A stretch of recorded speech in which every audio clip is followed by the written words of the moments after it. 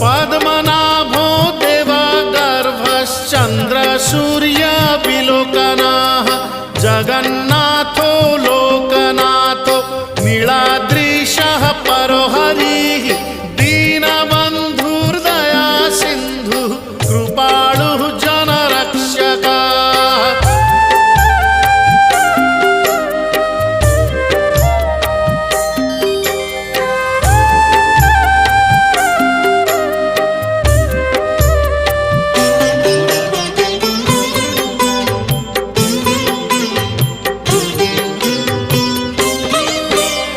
कम्बुपाणिः चक्रपाणिः पद्मनाभो नरोत्तमः जगतां पालको व्यापी सर्वव्यापी सुरेश्वरः लोकराजो देवराजः शक्रो भूपस्य